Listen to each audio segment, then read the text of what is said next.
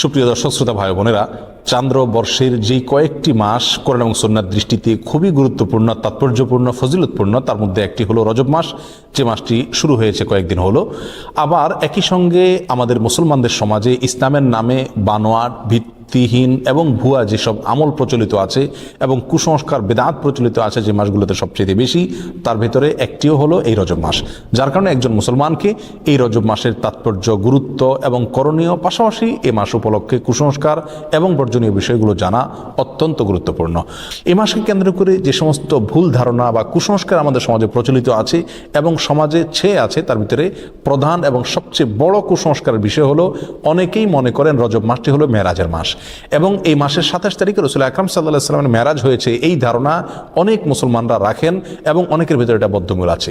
হাদিস শাস্ত্রের ইতিহাসে সবচেয়ে বড় মাপের হাদিস বিশারদদের একজন হলেন ইবনে হাজার আল আসকালানী রাহিমাহুল্লাহ, বলেছেন যে ওয়াদাকারা বাযুল কুসা আছে, কোন কাহিনী রিসাইটার, কোন গল্পবাজ বক্তা, তারা মানুষদেরকে বলে, বা গল্পবাজ লেখক তারা মানুষদেরকে জানায় যে নবী আলাইহিস সালামের মেরাজটা ঠিক কোন মাসে হয়েছে, কোন দিনে হয়েছে, কোন সময় হয়েছে। এই প্রসঙ্গে ইমাম ইবনে তাইমিয়া রাহিমাহুল্লাহ বলেছেন যে বিশুদ্ধ কোনো বর্ণনা দ্বারায় কোনো মাসের কথা নিশ্চিতভাবে জানা যায় না, কোনো দিনের কথা জানা যায় না, কোনো সময়ের কথা, তারিখের কথা জানা যায় না যে অমুক তারিখে, অমুক দিনে, অমুক মাসে নবী আলাইহিস সালামের মেরাজ হয়েছে এটি নিশ্চিত, কিন্তু তার তারিখটা সংরক্ষিত নয় এবং এ বিষয়ে যতগুলো বর্ণনা পাওয়া যায় তার কোনোটি গ্রহণযোগ্য নয়। বিধায় এই মাসকে মেরাজের মাস এবং এই মাসের 27 তারিখে শবে মেরাজ এর রাত মনে করে সে রাতে বিশেষ কোনো আমল করা, এই রাতকে বিশেষ কোনো পদ্ধতিতে উদযাপন করা, এটি হলো রজব মাসের সবচেয়ে বড় বিদআত, যার সঙ্গে ইসলামী শরিয়ার কোনো সম্পর্ক নাই। সম্মানিত ভাই বন্ধুগণ, আমরা সেই আমলটাই করব সওয়াবের উদ্দেশ্যে, যে আমলটি কোরআনে অথবা নবী আলাইহিস সালামের হাদিসে বর্ণিত হয়েছে। এর বাইরে কোনো কিছু যদি আমরা করি সেটার নাম বিদআত হবে।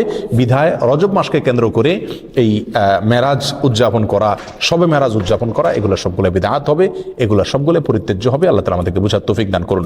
অতএব এই আমলটি আমরা যারা করে থাকি রজব মাসকে কেন্দ্র করে শবে মেরাজের উদযাপনের আমল, এটি সম্পূর্ণভাবে বিদআত এবং পরিত্যাজ্য। আল্লাহ সুবহানাহু ওয়া তাআলা আমাদেরকে বুঝার তৌফিক দান করুন। এর সাথে ইসলামের শরিয়ার কোনো প্রকার সম্পর্ক নাই। রজব মাসকে কেন্দ্র করে দ্বিতীয় যে আমলটি প্রচলিত আছে আমাদের সমাজে, সেটা হলো সালাতুর রাগায়েব। এই আমলটিরও কোনো গ্রহণযোগ্য ভিত্তি কোরআন সহিহ সুন্নাহয় পাওয়া যায় না। এই আমলটি বিদআত এবং কুসংস্কারের অন্তর্ভুক্ত। অনেকেই বর্ণনা করে থাকে একটা হাদিসটি বর্ণনা করেছেন আনাস রাদিয়াল্লাহু তাআলা আনহু, যে রাসূল আকরাম সাল্লাল্লাহু আলাইহি ওয়াসাল্লাম নাকি বলেছেন যে কোনো ব্যক্তি যদি রজব মাসের প্রথম বৃহস্পতিবার দিবাগত রাতে 12 রাকাত নামাজ পড়ে, নফল নামাজ, এবং সেটা মাগরিব এশার মাঝখানে 2 রাকাত করে পড়ে, প্রথম রাকাতে সূরা ফাতিহা, এরপরে 3 বার সূরা ইন্না আনজালনা ফি লাইলাতুল কদর, এরপরে 10 বার সূরা কুল হুয়াল্লাহ, সিজদাতে বিশেষ সংখ্যক তাসবিহ এবং এরপরে বিশেষ সংখ্যক দুরূদ রাসূলের প্রতি, এগুলো যদি কেউ করে তার জীবনের সব গুনাহ মাফ করে দেওয়া হবে ইত্যাদি ইত্যাদি। এটাকে সালাতুর রাগায়েব বলা হয়। প্রিয় বন্ধুগণ, এই সালাতুর রাগায়েব সম্পর্কিত এই যে হাদিসটি পেশ করা হয়ে থাকে, এটি নবী আলাইহিস সালামের কোনো হাদিসের কিতাব থেকে খুঁজে পাওয়া যায় না। এই সম্পর্কে মুহাদ্দিসিনে কেরাম একেবারে সুস্পষ্ট মন্তব্য করেছেন যে এটি জাল এবং ভিত্তিহীন।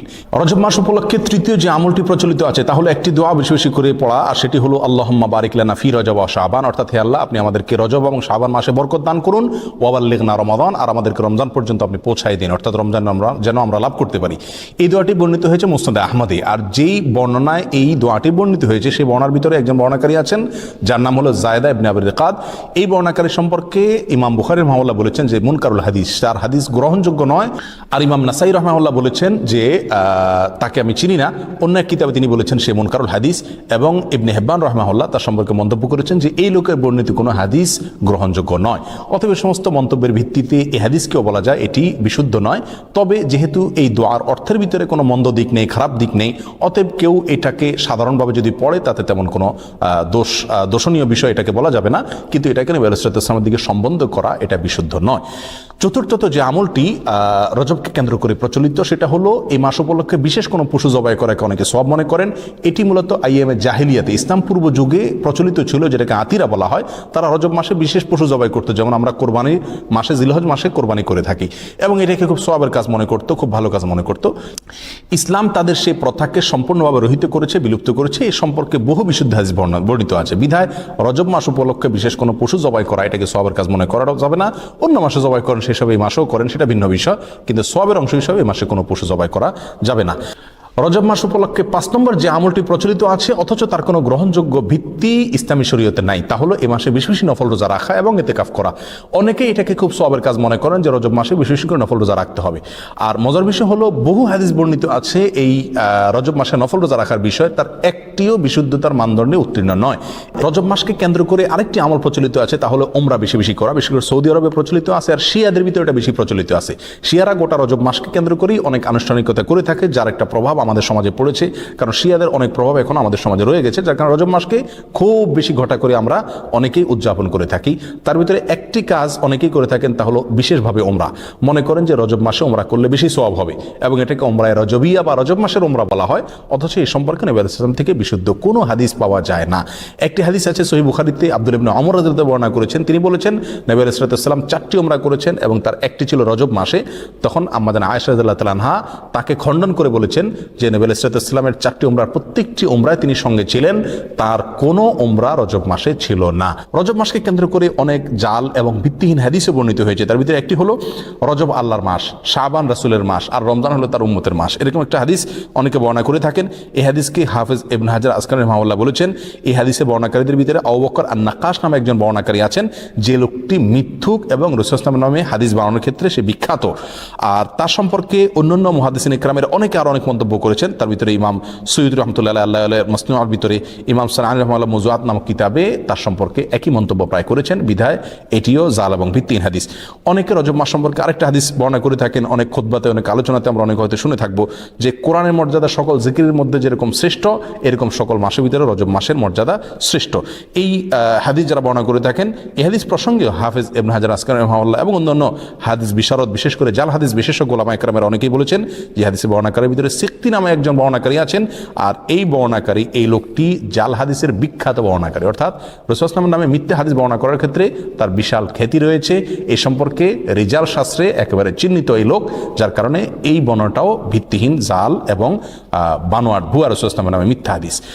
রজব মাস সম্পর্কে আরেকটি জাল বা ভিত্তিহীন হাদিস আছে, তা হলো রজব মাসে যে ব্যক্তি 3টি রোজা রাখবে আল্লাহ তাআলা তার আমলনামায় 1 মাস রোজার সওয়াব দিবেন, আর যে ব্যক্তি 60টি রোজা রাখবে আল্লাহ তাআলা তার জন্য জাহান্নামের 60টা দরজা বন্ধ করে দিবেন। এরকম একটা হাদিস অনেকে বর্ণনা করে থাকেন এবং এই হাদিসকে জাল হাদিস সমগ্রের যত বই আছে, জাল হাদিসের কালেকশনের যত বই আছে, তার সমস্ত কিতাবেই এই হাদিসটি স্থান পেয়েছে। ইবনুল জাওজি রাহিমাহুল্লাহ আল মাওজুআত কিতাবে, সুয়ুতী রাহমাতুল্লাহি তাআলা আল মুসনাআ কিতাবে, শাওকানি রাহিমাহুল্লাহ ফাওয়াইদুল মুজমুআ কিতাবে এবং তাবয়িনুল আজাব কিতাবে, ইবনে হাজার আসকালানি রাহিমাহুল্লাহ, এভাবে সমস্ত প্রায় জাল হাদিসের যে কিতাবগুলো আছে সেগুলোতে এই হাদিসটা স্থান পাইছে, অর্থাৎ এই হাদিসটি জাল এবং ভিত্তিহীন। এভাবে রজব মাসকে কেন্দ্র করে আরো অনেক জাল, ভুয়া এবং ভিত্তিহীন হাদিস আমাদের সমাজে প্রচলিত আছে। তার ভিতরে আরেকটা হলো, যে ব্যক্তি রজব মাসে রোজা রাখবে এবং 4 রাকাত নামাজ পড়বে, আল্লাহ সুবহানাহু ওয়া তাআলা জান্নাতে তার জন্য যে আসন রেখেছেন, তার যে মাকাম হবে, সেটা না দেখে তার মৃত্যু হবে না, অর্থাৎ দেখে তারপর মৃত্যু হবে।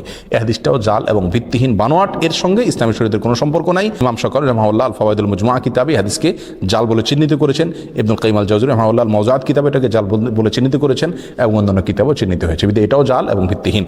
সম্মানিত ভাই বন্ধুগণ, রজবকে কেন্দ্র করে আরো একটি ভুয়া আমল ইদানিং আমাদের সমাজে প্রচলিত বেশ কয়েক বছর থেকে দেখা যায় এবং সামাজিক যোগাযোগের মাধ্যমে খুব বেশি প্রচলিত দেখা যায়। তা হলো, অনেকে বলে থাকেন, অনেকে মেসেজ পাঠিয়ে থাকেন, ইনবক্স করে থাকেন যে রমজান অমুক তারিখে হবে, এই সংবাদ যদি আপনি এতজন লোককে দেন তাহলে আপনার জন্য জান্নাত ওয়াজিব হবে, ইত্যাদি ইত্যাদি। প্রিয় বন্ধুগণ, রমজানের সংবাদ কাউকে দিলে তার জন্য কোনো ফজিলতের কথা, কোনো মর্যাদার কথা, কোনো সুন্নাহর কোথাও বলা হয়নি। যারা এই মেসেজকে প্রচার করেন তারা আল্লাহ এবং তার রাসূলের নামে মিথ্যাচার করছেন, আর যারা মিথ্যাচার করছেন নবী সাল্লাল্লাহু আলাইহি ওয়াসাল্লাম বলছেন তাদের ঠিকানা জাহান্নাম। বিধায় এই ধরনের মেসেজকে আমরা ফরওয়ার্ড করব না এবং এগুলোকে ইগনোর করব, এর সাথে ইসলামী শরীয়তের কোনো সম্পর্ক নাই। সর্বসাকুল্যে আমরা খোলাসায় সামারিতে বলতে পারি, রজব মাসের বিশেষ কোনো ফজিলত এবং মর্যাদা নেই সম্মানিত 4 মাসের একটি, এই কথা ছাড়া। এ মাস উপলক্ষে বিশেষ একটি আমলের কথাও কোরআন এবং সুন্নাহ বর্ণিত হয় নাই এবং এ মাস উপলক্ষে বিশেষ কোনো রোজা, বিশেষ কোনো ওমরা, বিশেষ পদ্ধতিতে সালাত, এমনকি বিশেষ যে আমলটি আমাদের সমাজে সবচেয়ে জলবায়ু প্রচলিত আছে, মেরাজের রাত্রি উদযাপন করা, সে রাত্রে জেগে ইবাদত করা, দিনে রোজা রাখা, এর একটি জিনিসও নবী আলাইহিস সালাম থেকে প্রমাণিত নয়। আর নবী আলাইহিস সালাম থেকে যেটি প্রমাণিত নয়, সেটা দেখতে যতই ভালো দেখা যাক না কেন, তার কোনো সওয়াব আমরা পাবো না, এটা বেদাত হিসাবে গণ্য হবে, আর বেদাতের ঠিকানা জাহান্নাম। আল্লাহ সুবহানাহু ওয়া তাআলা আমাদের সকলকে রজব মাসকে কেন্দ্র করে যে সমস্ত বেদাত আছে, কুসংস্কার আছে, এগুলো থেকে বেঁচে থাকার তৌফিক দান করুন, কোরআন এবং সুন্নাহর বিশুদ্ধ জ্ঞান অর্জন করার তৌফিক দান করুন এবং বিশুদ্ধ জ্ঞান অনুযায়ী পরিশুদ্ধ আমল করার তৌফিক দান করুন।